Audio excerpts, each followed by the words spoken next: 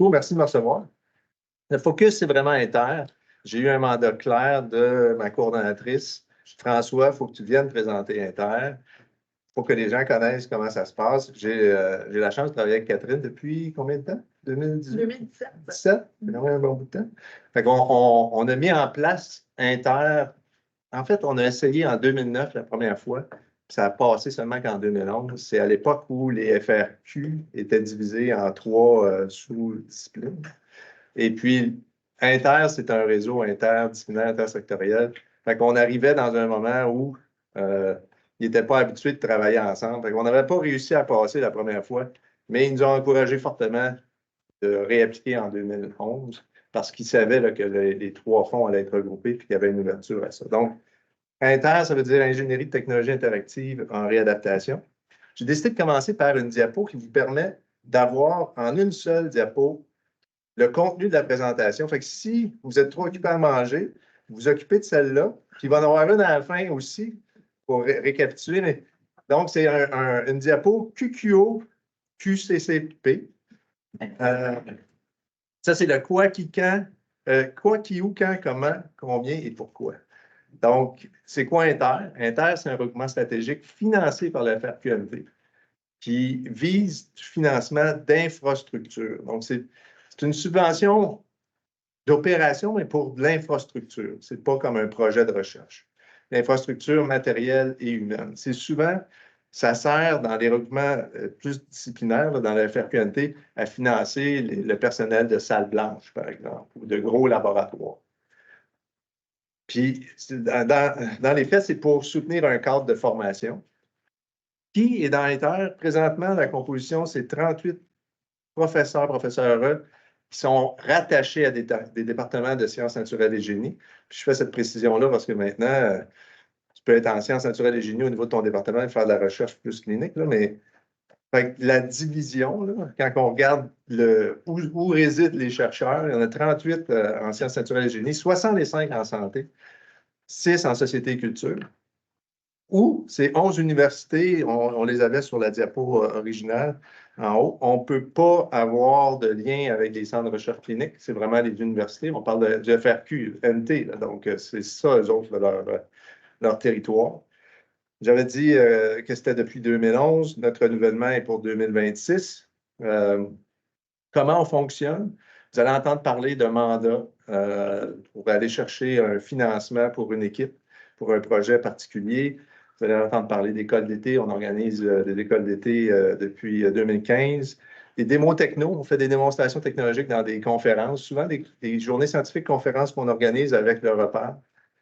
La dissémination scientifique, donc des programmes pour faire connaître nos travaux. Des visites à l'étranger, ça c'est un programme qu'on aimerait être capable d'établir, d'envoyer des chercheurs en visite dans un autre laboratoire pour créer des collaborations de recherche. Combien qu'on reçoit? C'est 480 000 par an. C'est à parier avec des contributions institutionnelles. Quand je parlais du programme de regroupement stratégique du FRQNT, il faut mettre autant d'argent qu'on en demande au FRQNT, des contributions en espèces et en nature.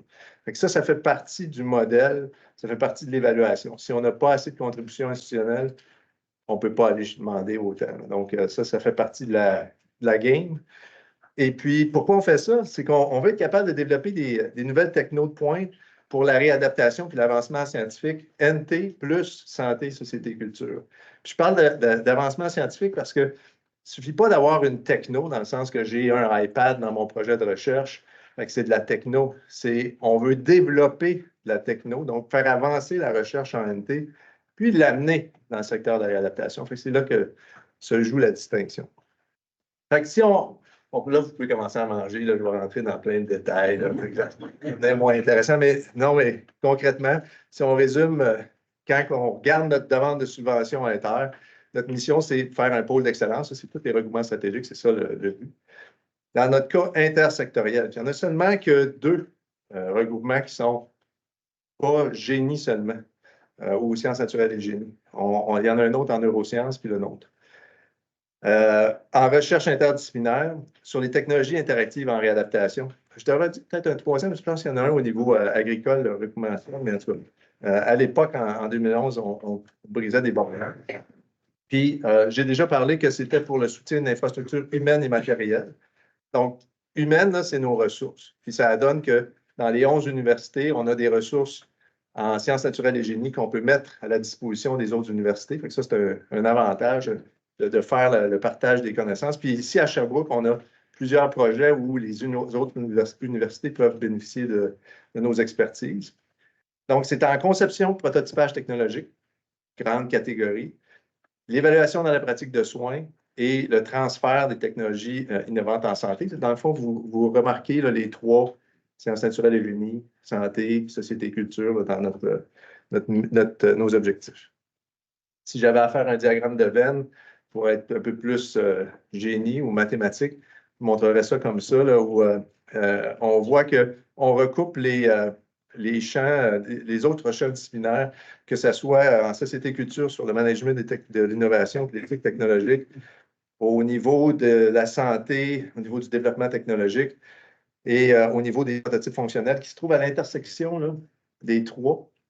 Puis le but, c'est d'être capable de faire des protos de nouvelles technologies qu'on est vraiment en mesure d'utiliser avec des utilisateurs réels dans des milieux pratiques, concrets, là, pas simulés, en réalité, là, avec des vraies personnes. Donc, ça, c'est la cible qu'on souhaite atteindre. Si on regarde la raison d'être, on a deux grands créneaux d'activité, donc des projets qui portent sur l'habitat, puis des projets qui portent sur la mobilité. On pourrait décomposer ça en habitat intelligent, en téléréadaptation, par exemple, pour l'habitat, ou mobilité, fauteuil roulant, exosquelette, prothèse, orthèse, tout ça, là, mais c'est les deux grandes catégories. Et puis, ce qu'on a remarqué quand on a créé Inter, c'est que dans ces créneaux-là, il y en avait un troisième, technologie de la santé, c'était très général. C'est qu'ils ont tous des besoins en conception, puis comme je disais, là, de concevoir des protos utilisables en conditions réelles et hors des laboratoires technologiques. Le but, c'est un peu ça, c'est de sortir les technos des laboratoires de sciences naturelles et génie. Puis ça implique nécessairement des équipes qui vont au-delà de la discipline. Donc, l'ingénieur ne peut pas se substituer au chercheur clinicien quand il veut adresser une population. Il peut essayer de le faire. Puis, je vais vous dire, l'essayer, puis je n'ai pas tellement bien réussi. Au début, là, moi, comment je me suis impliqué dans ce secteur-là, c'est que j'ai fait un robot, puis on l'a utilisé avec les enfants autistes. Je ne connaissais rien au niveau de l'autisme. Puis j'ai vite réalisé que je ne pouvais pas faire grande expérience. Moi, je regardais le robot, il marche bien ou il ne marche pas bien. Mais l'impact sur la personne, je n'étais pas vraiment en mesure, je n'étais pas outillé à le faire. J'ai regardé plusieurs de mes collègues aussi faire toutes sortes d'erreurs, à faire des tests de toutes sortes de salive et de stress avec des robots interactifs. Là, tu te dis, non, tu sais, ça n'a pas de bon sens. Mais en tout cas, bref, ça, c'est nous autres roboticiens qui essayent de se faire plus intelligents qu'on l'est. Fait qu'on essaye de faire des choses. Mais moi, j'ai vite compris qu'il fallait que je m'associe à d'autres pour pouvoir faire de la recherche rigoureuse puis avoir un impact réel. Nécessairement, il faut former du personnel hautement qualifié, il faut être capable de faire du transfert de connaissances, d'expertise, qui est la base. Encore là, un autre schéma ou un graphique, dans ce cas-ci. Si j'avais à situer les acteurs sur l'échelle de technologie, réadaptation, et puis recherche et développement, ben là, on trouve les centres de recherche clinique, là, les réseaux, les initiatives Société inclusive, la FEDRA en France. Inter, on se trouve à être du côté techno, avec un petit recoupement là, au niveau de la réadaptation, mais plus au niveau recherche.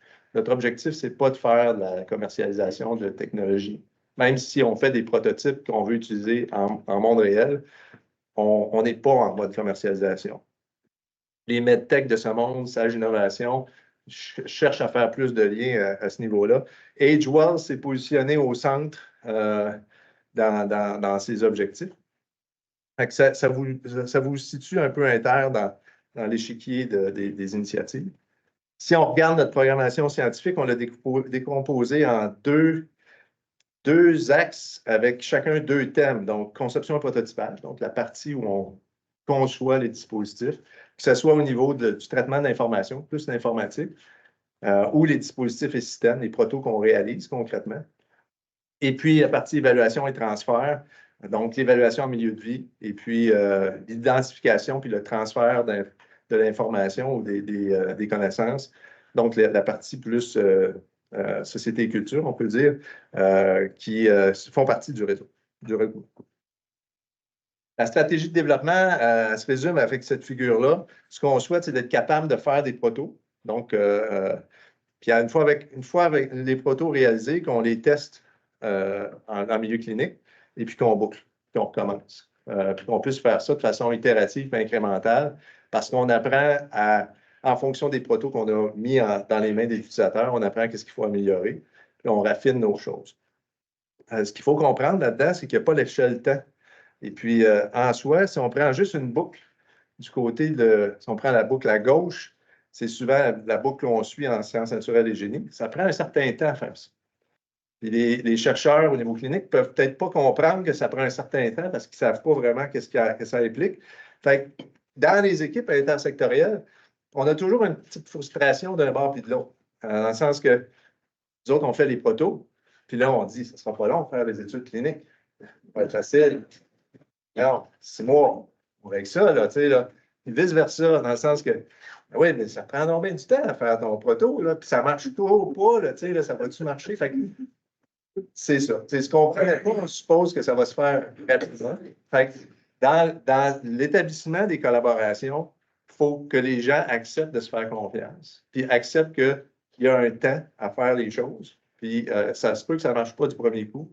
Fait que ça, c'est quelque chose qu'on développe à jouer au-delà de nos compétences dans les équipes intersectorielles. C'est pour ça que j'illustre ça. Il faut que je trouve une façon d'illustrer le temps là-dedans, parce que ça paraît simple, mais on peut vite être étourdi longtemps. Je vais vous montrer des exemples de projets. Le projet est au nord, justement, avec les ergocycles, qui, quand on le regarde comme ça semble simple, c'est juste un pédalier. Mais à l'intérieur de ça, il y a un moteur qui, on dit compliant, on dit qu'il est capable de s'adapter aux forces, de percevoir les forces et s'adapter aux forces. Puis c'est typiquement une technologie qui est brevetée, qui est issue de recherche en génie électrique, informatique, mécanique, pour arriver à optimiser les performances du moteur. En soi, quand on le regarde, c'est simple, mais en tant que tel, pour pouvoir faire le moteur, il y a plein de mémoires et thèses derrière de ça, les brevets. Puis il y a tout le travail de pouvoir l'utiliser correctement, à faire les profils de force ou de pédalier pour que ça simule bien la réalité. C'est un projet qui a été parti en 2020, donc un petit peu avant, je pense, 2020. Puis, combien de temps tu pensais que ça allait prendre? On fait-tu passer Bien, on y arrive. On y arrive. On y arrive et de façon extraordinaire, mais j'ai beaucoup appris là-dedans parce que moi aussi, j'avais cette conception-là de ben rien, t'as juste à mettre des chiffres, là, puis ça va marcher. C'est tellement. Il faut rester, faut être résilient, il faut être tenace, il ne faut pas lâcher. Mais des patentes comme ça, puis dans les autres choses que je vais vous montrer, il n'y en a pas. Il n'y en a pas ailleurs. Une façon de faire de la recherche en technologie, c'est de dire, je vais attendre qu'une compagnie commercialise un nouveau bidule, puis là, je vais prendre ce bidule-là, puis je vais l'exploiter dans ma recherche. Là, c'est plutôt, qu'est-ce que je peux penser comme bidule qui ferait avancer ma recherche, qui serait nécessaire pour améliorer les soins. Puis là, je vais voir s'il n'y a pas quelqu'un qui est capable de me faire ça. Puis après ça, on embarque, puis on fait quelque chose. Fait qu'Inter, il vient se positionner exactement dans ce créneau.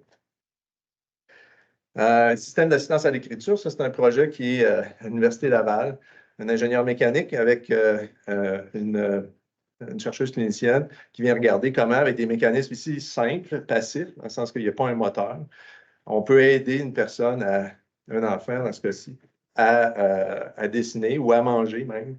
Donc, il y a toute une partie recherche sur le mécanisme en soi, donc la partie génie mécanique, et puis c'est quoi l'impact sur les personnes.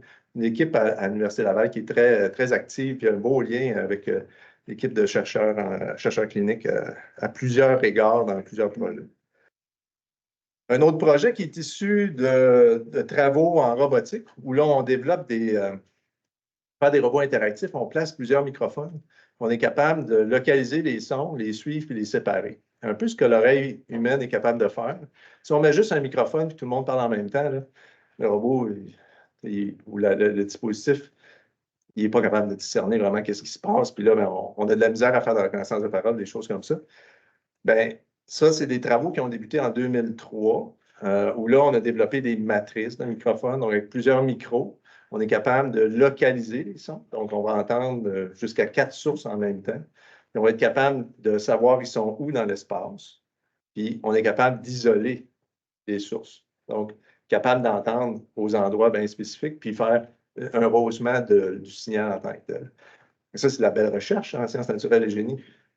Dans ce cas-ci, la chercheure de l'Université de Montréal, je crois, a voulu utiliser ça pour aider une personne malentendante de orienter ou avec des petits moteurs là, vibrants, capables de, en fonction des sons alentour de la personne, qui apporte sur une ceinture, de dire il y a des sources de son à ces endroits-là où tu devrais être attentif. Donc, ils ont fait la ceinture, ils ont fait la validation auprès des personnes. Encore là, il n'y a rien qui existe comme ça, là. Ils ont inventé ce dispositif-là pour les objets de la recherche. Là, ici, c'est le projet de fauteuil roulant avec Claudine, Roger et son équipe. Là, il faudrait que je sorte la présentation, peut-être pour vous montrer. Je ne sais plus le contrôle de mes vidéos, malheureusement. Microsoft m'a dit que ça ne marchait pas tantôt. L'idée, c'était d'être capable de mesurer les inclinaisons de la chaise, puis d'arriver à mettre des modalités, de dire à la personne, à toutes les heures, incline ton fauteuil, puis venir monitorer ça pour s'assurer que la personne le fait. Que le clinicien, quand il donne ses recommandations, puisse suivre qu'est-ce que la personne fait vraiment. Fait que, on a instrumenté, dans le fond, le fauteuil. Je vais essayer de trouver... instrumenter le fauteuil avec un dispositif, on va dire iPad, un siège instrumenté, des inclinomètres sur le fauteuil, une interface aussi simple à programmer. Il y avait l'équipe à François Routier aussi impliquée. Toute la partie embarquée, système distribué, l'ingénierie a été faite à Sherbrooke et puis ensuite transférée pour que l'équipe de recherche clinique puisse l'exploiter. Une autre des technos qui n'existent pas, puis qu'on est capable d'embarquer dans la recherche. On va revenir à la présentation. Des choses un peu plus spéciales. Christian Iorio-Morin, en neurochirurgie, veut redonner la capacité de marcher aux paraplégiques. C'est un petit défi. Ça va prendre un certain temps. Okay? Mais pour initier les travaux, souhaite qu'on soit capable de faire de la neurostimulation avec des électrodes sur la moelle épinière, dans ce cas-ci, de chat, et puis qu'avec un gant, on puisse contrôler les mouvements ou les impulsions à donner aux muscles. Ça, c'est la première itération du projet. Donc, avec le doigt, là, avec les doigts, on contrôle, on donne des impulsions au niveau des muscles du chat. Les électrodes sont faites par le groupe de Régent Fontaine, qui est spécialisé en microélectronique de précision, là. Donc, lui avait un volet déjà de neurostimulation au niveau de la rétine. Et puis, là, on met les morceaux de casse-tête ensemble. Inter a financé un premier mandat. Ça a généré 2 subventions, Nouvelle Frontière et puis Nouveau Horizon, je pense. Je vais les gérer plus loin, les noms. Puis là, ben, il applique pour aller chercher plus de fonds parce que nécessairement, ce n'est pas avec un mandat inter là, à 30 000 qu'on va résoudre ce problème-là. Mais ça a donné une base pour partir. Des simulateurs de différents types, fauteuil roulant, dans ce cas-ci, l'UQAM, le TS, être capable de reproduire les forces en fonction d'un environnement virtuel. Encore là, de la techno rattachée à des besoins au niveau de l'entraînement des personnes et puis de monitorer les blessures. Ici, il faut que je revienne à l'extérieur, mais très rapidement. C'est la partie capteur embarqué pour mesurer les mouvements sur les personnes à l'Université Laval. Encore une fois, Alexandre Ampoloco. Donc, fait ses propres circuits, fait ses propres dispositifs, met ça sur les personnes, fait des expérimentations pour mesurer les mouvements puis la fatigue dans ce cas-ci avec des EMG portatifs. Donc, il est allé chercher les technologies qu'il avait besoin pour les mettre dans ces dispositifs-là.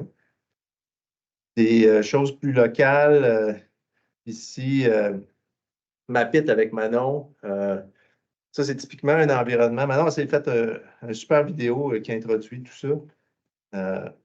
Pas trop. Ça, c'est quand même. Ben, c'est super instructif, mais c'est plus les images qui sont intéressantes dans ce cas-ci. Pour vous situer le plan de développement, je vais revenir un petit peu en arrière, je vais aller trop vite. Tout ça part du fait que nous autres, en robotique, on développe des algorithmes pour que les robots savent où ils se trouvent et où ils doivent aller. Okay? Puis on fait ça avec la vision.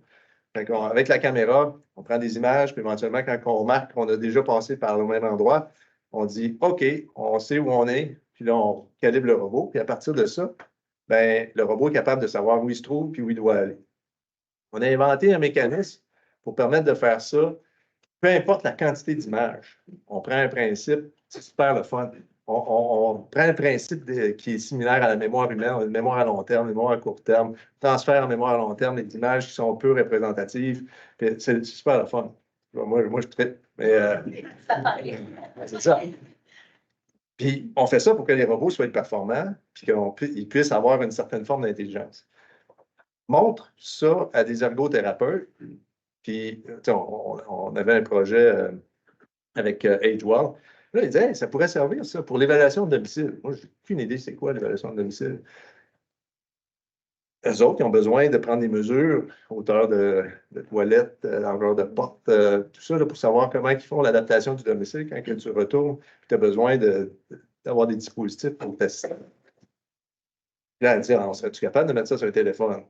Oui, s'il y a une caméra de profondeur, nous autres, on travaille avec la Kinect, c'est d'autres caméras là, de profondeur. Puis là, ça a donné qu'il y en avait une marque de téléphone qui avait ça. Maintenant, les Apple ont tout ça. C'est chose courante. Fait que, durant cette trajectoire-là, fait qu'elle a un art, tu n'es pas toute seule. OK? Ça prend du temps. OK? Ça ne doit pas. Non, c'est ça. Puis elle non plus. Puis l'idée, c'est qu'on est capable de créer ces modèles-là des pièces juste en scannant avec un téléphone. Puis en raccordant, je pense qu'il y a une petite vidéo ici. L'idée, c'est qu'on a transporté notre algorithme de navigation de robot sur un téléphone. Puis là, la personne rentre dans la pièce, scanne, peinture virtuellement la pièce pour pouvoir acquérir ce qu'on appelle les nuages de points pour représenter la pièce. Puis une fois qu'on a ce modèle-là, ces informations-là, on crée un modèle 3D de la pièce. Puis la personne peut cliquer d'un endroit à l'autre puis prendre des mesures directement à partir du modèle. Donc, on évite les prises de mesures et les croquis dans le processus. De ce que je comprends, c'est une personne qui fait ça, retourne puis transfère ces informations-là à toutes sortes d'experts, de spécialistes pour faire cette recommandation-là. Là, ils ont plutôt une représentation 3D commune dans laquelle ils peuvent s'amuser et jouer. On a une précision d'à peu près 1 cm, ce qui n'est pas si mal.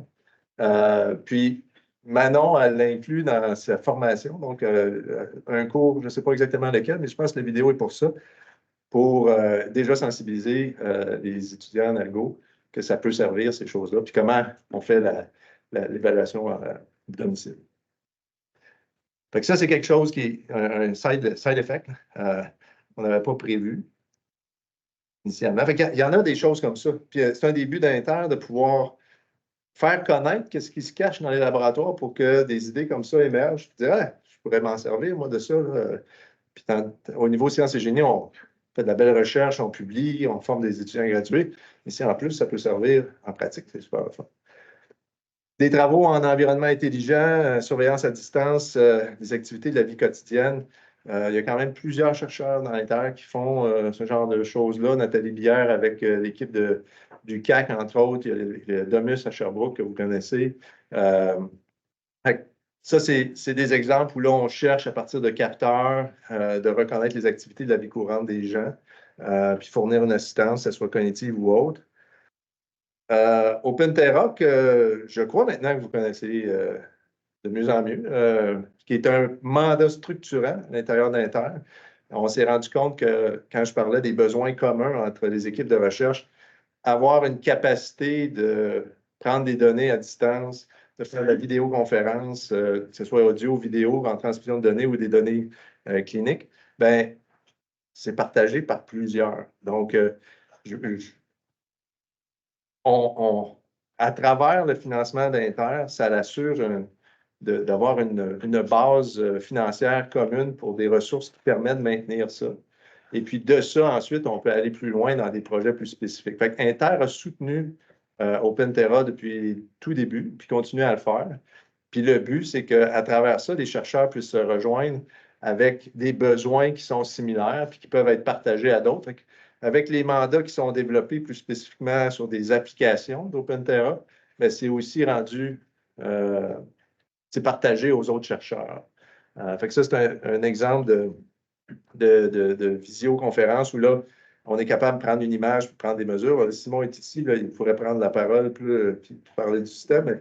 Même affaire pour partir des chronomètres, pour des séances communes. Vous voyez Adina quand elle était postdoc, elle faisait de l'exercice à cette époque. Je vais impressionnant tout le temps, mais il reste un peu de temps. Puis toutes sortes d'applications, comme justement monitorer les recommandations pour les personnes qui ont un bureau où ils peuvent se lever, et l'actimétrie, donc la prise de mesure à partir des téléphones. Beaucoup de choses qui partagent des éléments communs. Puis le but, c'était d'être capable de construire sur ça, puis de ne pas avoir à réinventer continuellement la roue. Puis plusieurs laboratoires feraient la même chose de leur bord. Donc, arrêtons là, de répliquer la même chose, puis travaillons plutôt à faire en sorte que ça marche, puis que ça va jusqu'au robot nécessairement. Ça, c'est des exemples. Puis, dans la demande SCI qu'on travaille, on souhaite qu'OpenTerra devienne la colonne vertébrale d'une plus grosse infrastructure où on va pouvoir prototyper, faire des prototypes et faire des liens, pas juste à l'intérieur de Sherbrooke, mais aussi avec une résidence intelligente à l'UQAC, des liens avec les résidences personnes âgées avec lesquelles on travaille, Chartwell et Grace Village, comme exemple, nécessairement le CDRV, mais aussi l'Université de Toronto et UBC. On a des dispositifs qui sont là actuellement. Ici, ça peut être long. C'est ça qui m'inquiète un peu. Il n'est pas parti. Hello, my name is T. Tom. Ça, c'est notre dernière réalisation. Un robot interactif. Il y a une matrice de microphone qui localise les sons dans la base. Il y a sa caméra sur la tête. Also, I am able to rotate my torso to see the environment all around me. Le but, c'est d'être capable d'avoir quelque chose qui est incorporé, c'est embodied en anglais, je ne sais pas le bon terme en français, là, mais fait, quand quelqu'un interagit avec un dispositif qui est juste une tablette, il est moins engagé, c'est moins engageant comme interrelation que d'avoir un dispositif qui a une présence physique. Là, il parle beaucoup de lui, là, mais c'est pour ça que je dis ça va peut-être être long. Et, puis, il a été fait pour faire différentes choses. Donc, il danse, OK? Oui, il faut avoir une définition large de danse. Et il danse. Il danse en entendant la musique, OK? Donc, c'est pas juste on programme une chorégraphie. C'est qu'il entend la musique, il réagit au et les mouvements de danse pourraient être améliorés. Okay? Ça, on s'entend. Oui, bien, On ne peut pas critiquer ça. Donc, I see the world through a wide-angle camera.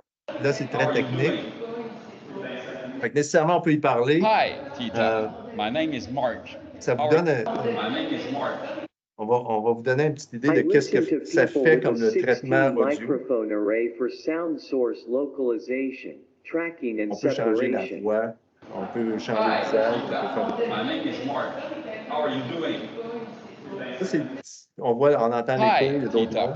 My name is Mark. How are you doing? Ça, c'est vraiment juste quand on élimine le Also, bruit alentour. audio Fait que la reconnaissance de parole, dans ce classification and cas-là, est speaker beaucoup meilleure. Puis on risque identification moins are de se tromper. applied to the audio streams. Sound local. Bon, il est capable de suivre les visages, puis il va regarder toujours dans son champ de vision la personne. Il y a des réseaux de neurones à l'intérieur capables de reconnaître les visages, reconnaître la voix, reconnaître les sons. People can use me to call friends through video Puis conferencing. OpenTera fonctionne avec ça. Donc, la plateforme, elle peut servir justement d'interface pour la vidéoconférence, ou communiquer avec quelqu'un à distance, sans toucher quoi que ce soit. Donc, I can show you some parts. My name is Tita. présentement, la plateforme, elle est faite pour être complètement déconnectée, okay? Sauf pour ChatGPT. Présentement, on interface ChatGPT sur le robot.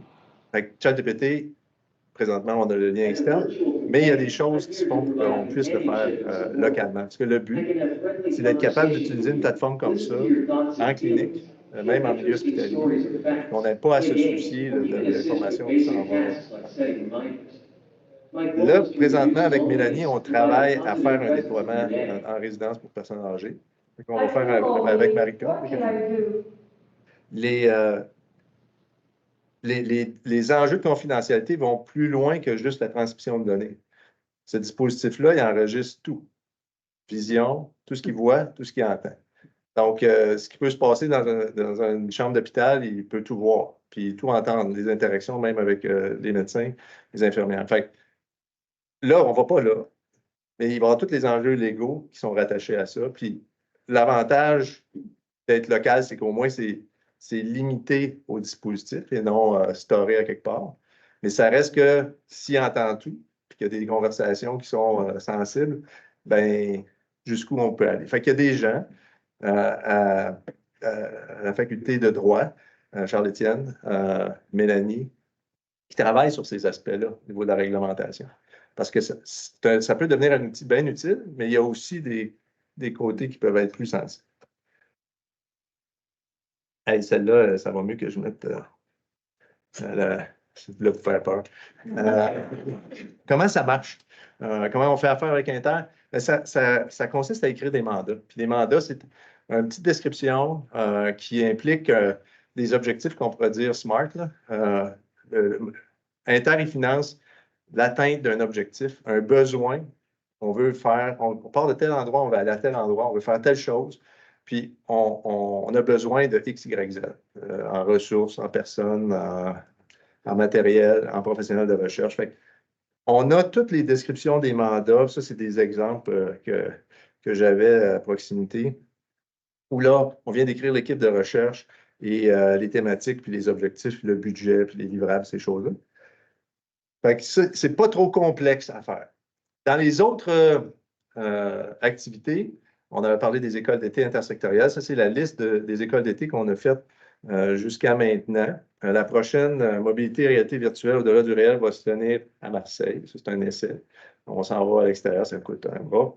Mais c'est ça. Il va y avoir moins de monde que les autres années. Mais en 2023, on avait 90 participants. Ça inclut les animateurs. Oui, oui. Mais on est passé d'une cinquantaine à 90. C'est des activités bien fun. Le but, c'est de faire travailler les étudiants en équipe intersectorielle. Donc, on met des étudiants SNV avec des étudiants santé, société, culture, puis on leur demande de travailler sur un projet. On a des vidéos aussi sur... qui illustre à la fin là, comment ça. C'est Catherine qui m'a profité ses talents de réalisatrice sur ces activités-là. Puis, moi, je vous invite à aller voir le site web du regroupement Inter. Parce qu'à l'école d'été 2023, le but, c'était les projets consistaient à faire de la vulgarisation de l'intelligence artificielle. Puis chaque équipe a produit une vidéo sur la thématique qu'ils avaient choisie. Puis c'est super bien fait. Vraiment, là, ce qu'ils ont pu faire en 3 jours, c'est ici, on voit, là ils faisaient un sketch là, pour illustrer leur concept. Puis on avait une super activité là, où on faisait vivre une partie de basketball en fauteuil roulant. Une belle façon de s'imprégner de la réalité de ces gens-là, puis de comprendre les enjeux, puis tout ça en s'amusant. Fait qu'on on veut que ça soit plaisant. On ne veut pas que ça soit une école très stricte, là, où tout le monde écoute. On veut qu'ils écoutent, mais qu'ils agissent aussi. Donc, d'autres activités qu'on a faites là, qui sortent un peu de l'ordinaire, on a profité d'une conférence pour faire de la prise de mesure de capteurs embarqués. Donc, c'est des choses qu'on peut faire en combinant les forces, justement, des différents chercheurs dans l'Inter. C'était avec la Softbell, des prises de mesure au Musée des Beaux-Arts, je crois, à Montréal. C'est des choses hors de l'ordinaire qu'on met en évidence parce qu'on essaie de trouver les bonnes activités pour mettre en évidence l'intersectoriel. Faire, par exemple, des posters, des affiches dans le contexte d'Inter, quand tu as un chercheur, quand un étudiant ou une équipe de recherche en techno, un poster sur on prend des actionneurs magnéto-rhéologiques. Et là, Nord, je suis certain que ça ne t'intéresse pas vraiment de savoir les forces puis les diagrammes de courbe du liquide magnéto-rhéologique. C'est quoi un frein Ouais, c'est la même chose pour les chercheurs en sciences naturelles et génie. La partie études cliniques, ça devient très, très précis, très, très pointu. Puis on n'est pas là. Le but, c'est que les gens arrivent à travailler ensemble. Fait que, dans les journées scientifiques, on prend les démos techno parce qu'on veut que les gens puissent montrer qu'est-ce qu'ils ont fait puis qu'ils puissent mieux connecter en voyant qu'est-ce qu'ils ont pu réaliser. Puis là, ben, si l'étudiant parle avec un chercheur en techno, ben, il est capable d'aller plus loin. Puis s'il parle avec un chercheur ou une chercheuse en clinique, ben, il peut aussi adapter son langage. Les gens se retrouvent plus.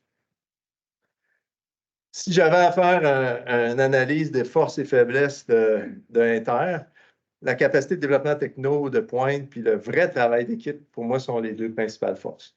Moi, je ne peux pas me substituer au chercheur clinique ou au chercheur qui n'est pas dans ma discipline. Quand dans ma discipline, on fait une demande de subvention avec un groupe de chercheurs roboticiens, on va chercher la subvention, chacun part de son bord, capable de faire son travail.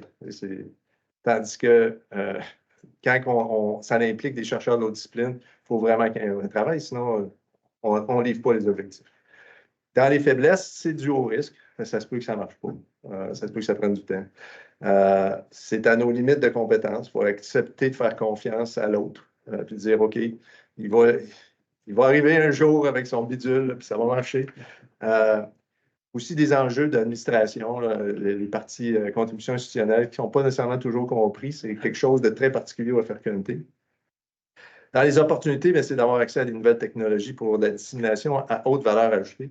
Moi, j'avais remarqué dans ma carrière de prof, quand j'ai commencé en robotique, je voyais que les laboratoires qui étaient performants, c'était ceux qui étaient capables de faire leur propre robot. Parce qu'ils arrivaient avec des choses que personne n'avait. Puis là, leur publication était wow, parce qu'ils faisaient quelque chose de complètement différent. Puis c'est un peu la même chose dans Inter. Il faut être capable d'arriver à faire ça, puis de profiter des capacités qu'on a de concevoir, puis d'y aller, puis de les montrer. Puis là, la publication va amener, la dissémination va amener des publications en sciences naturelles et génie, va en amener aussi au niveau clinique. Puis là, il y a de plus en plus de lieux pour la jonction des deux. Fait que ça devient très payant. Dans les menaces, c'est l'approche fournisseur de services, dans le sens que j'ai besoin de technologie, je vais m'associer avec l'autre, puis vas-y, fournis-moi la patente. Après ça, je prends la patente, puis je l'oublie. Puis là, ben, dans la partie rayonnement, parce que quand on écrit notre article sur l'usage clinique, quand on écrit notre article sur la démonstration ou les principes technologiques, ben, l'autre n'est pas en mesure d'aider. Et il va être dans la liste d'auteurs, c'est ça qu'on souhaite, parce que dans les métriques de succès pour les recrutements stratégiques, encore plus pour Inter, c'est cette co-publication inter-chercheurs. Ben, si on voit juste l'autre comme un fournisseur de services, on oublie, on fait notre article, puis on oublie l'autre. Puis là, ça crée un certain malaise parce qu'on est supposé être une équipe. Donc, ça, c'est dans les menaces. Puis, faute de livraison, perte de confiance, ben, c'est ça. C'est la partie, si je ne livre pas, puis que je m'en vais au bout du jour, là, puis garder l'honneur vers ces choses, on est allé chercher le mandat, puis après ça, c'est là. Puis là, toi, tu l'oublies, tu frustres, on ne se parle plus. Fait que, mais c'est pas arrivé encore. Pas encore, c'est parfait. Mais c'est pour dire, ça fait partie des menaces. Il faut toujours être capable d'être sensible à ça. Des mesures de succès, donc les co-publications, co-subventions, co-direction, c'est des choses que, en soi, le programme de regroupement stratégique regarde. Ils ont tout enlevé les métriques qu'il y avait avant sur les publications de tout le monde, qu'on venait compiler là, en comptant les BIN. Là. Il faut que ça soit 2 chercheurs et plus pour les co-subventions, les subventions, les publications puis les directions. Mais dans notre cas, il faut en plus démontrer que c'est de l'intersectoriel. Ce n'est pas juste d'être 2 chercheurs de la même discipline. Il faut être capable d'avoir cette dualité-là là, dans parce qu'on est financé FRQ-NT, là, je vous rappelle. Fait que ce n'est pas la FRQ, c'est FRQ-NT. Fait qu'on est regardé avec les lunettes de NT. Puis interuniversité, ça vaut beaucoup de points aussi. Donc, ça, c'est à prendre en considération. Nos activités de formation innovantes qu'on a parlé, au niveau de la diffusion, on a des programmes de dissémination locale, les congrès, les journées scientifiques, puis aussi à l'international. C'est très important à l'international, les regroupements stratégiques, fait qu'il faut garder ça en tête. En soi, c'est un défi pour Inter parce que c'est déjà tout un défi de faire travailler les chercheurs en intersectoriel localement. Localement, je parle à l'échelle du Québec, c'est quand même assez, on va dire, provincial.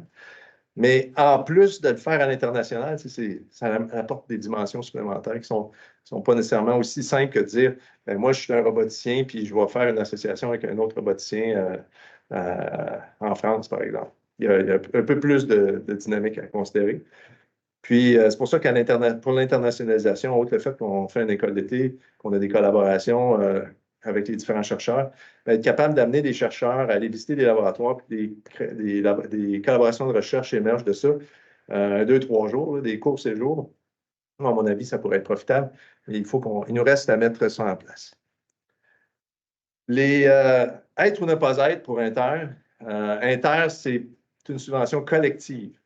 Donc, ce n'est pas un organisme de financement, ce n'est pas la FRQ, ce n'est pas une subvention comme à la Agewell. C'est un mandat, on vient autoriser un groupe de chercheurs à avoir une partie de la subvention pour pouvoir réaliser des objectifs. S'il manque de sous, on va pouvoir en remettre. S'il n'y en a pas assez, s'il y en a trop, on va les récupérer. OK? Ce n'est pas un octroi à un chercheur qui ensuite peut faire ce qu'il veut avec. Ça, c'est un changement de mindset, là, on va dire, là, parce qu'on a tendance à c'est un autre organisme, on va aller chercher des fonds. Puis on va justifier notre budget du mieux qu'on peut, puis après ça, on va vouloir faire 50 patentes avec parce que là, on a gelé un montant. Oui? Il n'y a pas de concours. On a un budget 50 000 pour soumettre des projets, puis on va en choisir un puis financer. Il y a 3 rondes par année. Puis les gens soumettent à ces rondes-là. Puis on finance en fonction de ce qu'on est capable. Mais à date, on n'a jamais eu de limite. Donc, ça va bien à ce niveau-là. Il y a un comité d'orientation. Chaque demande est évaluée par 4 personnes. Ensuite, le comité se réunit, on regarde. Puis les mandats sont soit acceptés ou soit réduits au niveau du financement où on dit à retravailler. Puis là, on retravaille avec les chercheurs pour resoumettre quand il y a des améliorations à apporter ou des membres supplémentaires à ajouter, par exemple, des conseils. Au final, pratiquement, les mandats sont financés dans la forme modifiée. Pour ceux qui décident de poursuivre. Parce que, par exemple, quand il y a un mandat qui était plutôt stimulation cardiaque, alors on avait de la misère à trouver un match au niveau de la réadaptation, par exemple. Donc là, ça ne fitait pas. Mais le but, c'est pas un organisme de subvention. Même que dans les mandats qu'on dit à retravailler, des fois, ils retravaillent là, puis on leur soumet pour leur évaluation entre les comités d'orientation. Donc, plus flexible, je dirais, qu'un organisme subventionnaire. Ben, c'est pas des concours. Ouais, c'est ça. L'organisation qui amène l'interaction, fait que Exact. ça favorise cette mise en relation. C'est l'objectif. Je trouve ça intéressant. Le réseau devrait s'en inspirer. Parfait. Pas juste les réseaux. En même temps, c'est pas une source de fonds pour passer des dépenses. Tu sais. Fait que pour les chercheurs qui ont tendance à dire, ah, OK, ben là, je vais envoyer telle affaire-là, c'est très monodisciplinaire ou c'est très orienté vers quelque chose qui n'a pas la partie, l'ensemble des dimensions pour Inter, ben là, il faut dire non. Tu sais. Fait que on l'a, la subvention. OK? Là, c'est comment qu'on la distribue, comment qu'on l'exploite. C'est vraiment comme ça qu'il faut le voir. Puis ça se situe bien parce que ça aide à se positionner par rapport il y a de plus en plus de programmes intersectoriels pour financer de la recherche de ce genre-là. AgeWell, qui était le réseau pour une technologie pour le bien vieillir, le réseau de centre d'excellence, le programme a été coupé, mais là, ils ont trouvé d'autres financements, fait que c'est à suivre. Il va y avoir, il semblerait moins d'argent, mais il va y avoir quelque chose. Fait que ça, c'est. Mais les chercheurs d'Inter, on s'est très bien positionné dans AgeWell au départ. Puis on a pu avoir 7 ans là, de bons financements. Fait que c'est à garder en tête cette capacité-là puis de capitaliser. Parce que le but des mandats, puis le but d'Inter, c'est d'arriver à aller chercher des plus grosses subventions. Servir d'amorce. Parce que c'est sûr, à 480 000 par année, puis les 110 chercheurs, ça peut être difficile à chercher des gros montants. Fait que l'idée, c'est d'être stratégique, puis ensuite de s'en servir pour aller chercher ces plus grosses sommes-là. Le programme Audace, qui était 100 000 1, 2 ans, là, je ne sais plus, j'ai de la misère à voir s'il est renouvelé, Audace. En tout cas, je cherchais l'information tantôt, puis j'avais de la misère. Le CRSNG Horizon de la recherche, Nouvelle Frontière de recherche, puis le CRSNG Alliance Société. Ce qu'il faut comprendre dans le CRSNG Alliance, c'est un peu comme le FRQNT, dans le sens que c'est un programme qui finance sciences naturelles et génie. Il y a 30 qui peut servir à financer les autres. Donc, il faut être stratégique à ce niveau-là. Mais dans CRSNG Alliance Société, on peut aller chercher des gros fonds. Là. Donc, ça, c'est des pistes là, pour aller plus loin par la suite. Ça ne change rien. On peut aussi continuer à faire des demandes de subventions sur des liens avec des mandats sur la partie juste techno ou la partie juste clinique. Mais là, il y a des programmes qui se situent à l'intersection des deux, fait que ça peut devenir intéressant. Ma dernière diapo. Mon avant-dernière diapo, ça c'est une conclusion. Fait que si vous n'avez pas écouté entre les deux, OK. En rafale, donc c'est un mode de fonctionnement par mandat qui est adapté à l'intersectorialité, qu'on veut inclusif. Il n'y a pas de membership, là, les gens demandent, puis on les accepte. Il y a d'autres regroupements stratégiques, c'est fixe. Puis ils ne veulent pas plus que 35 membres. Puis ils se divisent la subvention par le nombre de chercheurs. Puis ils s'arrangent pour garder un ratio entre les institutions pour que la majorité des fonds aillent à, je sais pas moi, 2, McGill, Polytechnique, là, par exemple. Puis ensuite, ben, Laval. Puis ensuite, ben, il n'y a pas moyen de faire quoi que ce soit. Nous autres, n'importe qui, n'importe quand. Il n'y a pas d'initiation ou de processus complexe. On veut des vraies collaborations, on veut de l'impact scientifique innovant. C'est ça. On développe une infrastructure commune à travers les différents mandats. On veut que ça serve en réalité. On a des engrenages qui facilitent la collaboration et on veut vraiment être capable d'avoir une formation qui lie les besoins en réadaptation avec les capacités des technologies avant-gardistes ou de pointe. Puis on essaie d'avoir une animation scientifique qui est vraiment contextualisée à l'interdisciplinarité puis l'internationalisation, c'est nous aussi. Fait que, ça, c'est vraiment ma dernière diapo. Il fallait que je branche la FRQNT. Fait que, merci beaucoup de votre attention.